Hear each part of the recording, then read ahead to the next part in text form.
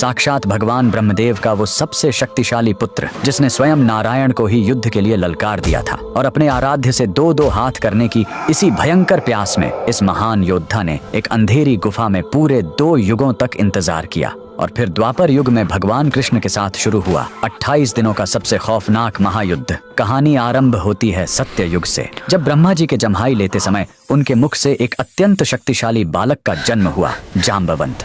ये साक्षात ब्रह्मा जी के मानस पुत्र थे, जिनके अंदर 100 करोड़ शेरों की ताकत थी। ये ब्रह्मांड के इकलौते ऐसे योद्धा थे जिनकी ताकत स्वयं हनुमान जी के बराबर थी।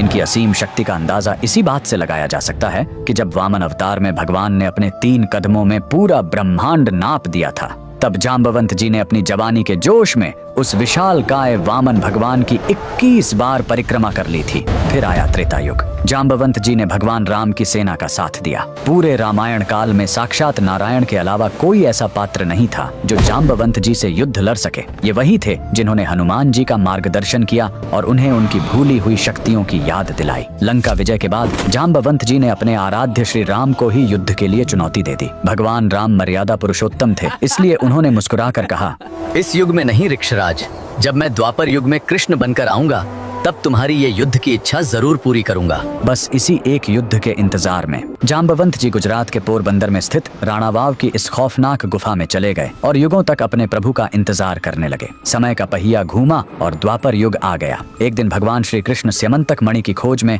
जंगल में भटकते हुए उसी अंधेरी गुफा के अंदर पहुंच गए। वहां उन्होंने देखा कि जाम्बवंत जी की पुत्री उस चमत्कारी मणि से खेल रही है। जैसे ही कृष्ण ने मणि लेने की कोशिश की, जाम्बवंत जी ने उन्हें युद्ध के लिए ललकार दिया। फिर शुरू हुआ ब्रह्मांड का सबसे भयंकर मल्ल युद्ध। ये युद्ध 1 या 2 दिन नहीं, बल्कि बिना रुके लगातार 28 दिनों तक चला। 28वें दिन उस अजेय और बलशाली जाम्बवंत का शरीर पसीने से कांपने लगा। उनका रोम रोम यह चीख कर कह रहा था कि पूरे ब्रह्मांड में साक्षात नारायण के अलावा किसी देव या दानव में इतनी ताकत नहीं जो जाम्बवान को युद्ध में घुटने टेकने पर मजबूर कर सके। तब श्री कृष्ण ने अपने उस अलौकिक रूप के अंदर मर्यादा पुरुषोत्तम श्री राम का दर्शन दिया। जाम्बवंत जी की युगों की इच्छा पूरी हो गई। वो रोते हुए अपने प्रभु के चरणों में गिर पड़े, उनसे माफी मांगी और अपनी पुत्री का विवाह भगवान श्री कृष्ण से करवा दिया। गुजरात के पोरबंदर की जाम्बुवंत गुफा आज भी इस महायुद्ध का जीता जागता प्रमाण है। अगर आप भी भगवान राम और कृष्ण की इस अद्भुत लीला को मानते हैं तो कमेंट में जय श्री राम जरूर लिखें।